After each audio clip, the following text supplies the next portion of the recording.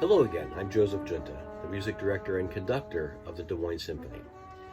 Thank you for joining me in the listening room, where I'll continue to speak about the music of Gustav Mahler, specifically his Seventh and Eighth Symphonies.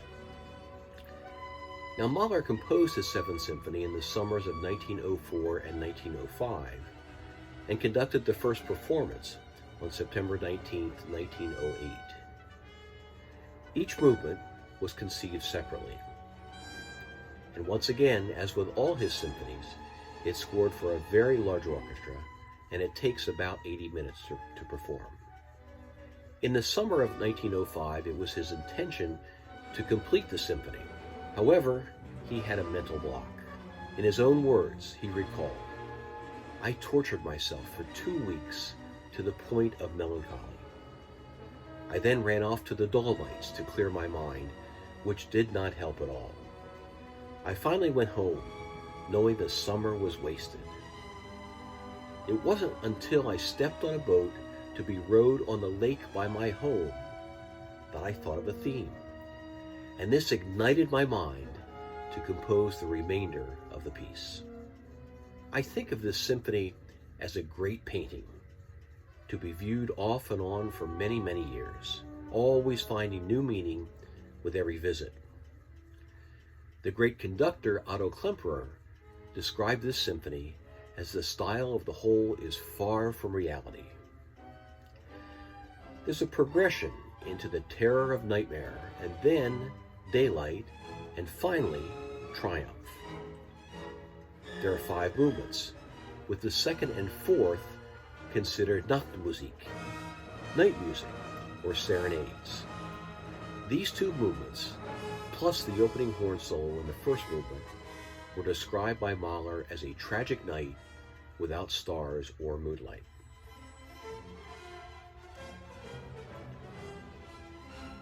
The first movement is a tragic and majestic march, sobering and somber. Mahler says, "Here nature roars." It appears casual, even naive, but it's full of surprises, reminiscent of his 6th Symphony. There are cowbells at the end, the strings dissipate and leave us with a mere cello harmonic and single note on the harp. Mahler compared the second movement to the mood of Rembrandt's The Night Watch. In C minor, this music has a storybook quality to it. It begins with a disagreement about what the opening note should be. Then there's a parody of a ghostly waltz, and the music feels as if it's, well, sort of under the spell of darkness. A dirge-like march brings us to the third movement, a waltz that is shrill and grotesque, marked schattenhaft, shadowy. This music boasts extreme dark emotions, whirling and phantasmal. It portrays a nightmare, but soon Mahler draws us away as the music darkens and unravels. The fourth movement is the second Nachtmusik, marked Andante Amoroso. It always reminds me of 2 things: Juliet's balcony scene with Romeo, guitar in hand, singing a beautiful and heartfelt love song, and a gondolier serenading his passengers. It features both mandolin and guitar and is a true midnight serenade. When Mahler was rehearsing this piece, he told the orchestra upon arrival at the last movement, "And now, time for daylight." The finale is a powerful one indeed. It's full of fanfares and chorales and marches. There is a clear reference to the victory and triumph from Act 3 of Wagner's Die Meistersingers. In the summer of 1906, Mahler had fully intended to reorchestrate his 7th Symphony, but something else took his attention. He wrote to a friend in August that in the last 3 weeks, I've completed a sketch of a completely new symphony, something that makes all my other works seem like preliminary efforts. I've never composed anything like this. In content and style, It is very different from all my other works, and it is surely my greatest accomplishment. I have probably never worked under such compulsion. It was a vision that struck me like lightning. The whole stood out immediately before my eyes. I only had to write it down as if it had been dictated to me.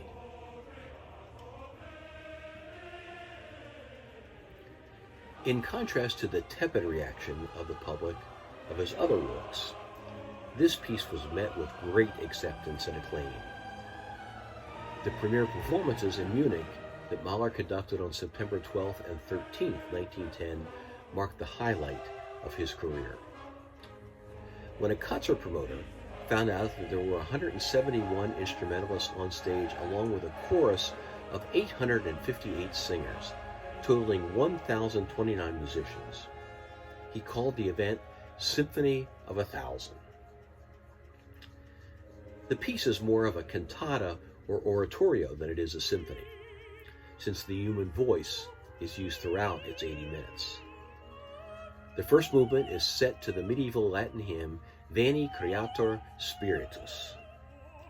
The opening fortissimo E-flat chord played on the organ greets the listeners with a hearty embrace, seemingly saying, "Come join me in spirit for this wonderful journey."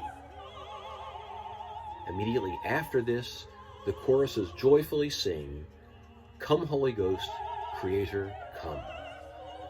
Then a quiet pastoral section that slows in tempo. The vocal soloists enter in counterpoint, similar to that of J.S. Bach. The melody is absolutely breathtaking. The second part, a setting of the finale of Goethe's Faust, includes recitatives, ariosos, hymns, chorales, and solo voice passages. It's a musical drama, similar to what Wagner might have written. It begins with a lengthy introduction that depicts ravines, forests, rocks, and wilderness. Later, a chorus and its echo are sung by the tenors and basses. Then, Pater Ecstaticus sings a hymn of praise. A chorus of blessed boys reflect angels that soar in the highest peaks. The remainder of the piece includes much material from the first movement and builds to a climax that appeals to Mahler's view of the world, his own inadequacies on earth, and what lies ahead in spiritual reincarnation. That's it for today's DMSO Listening Room, a part of our online DMSO at Home series of videos from our musicians' homes to yours. And remember, you can always go to our website, dmsymphony.org, where you can find listening links to some of the music I spoke about just now, right after this video. Next time, Mahler's last two symphonies. Thanks for watching.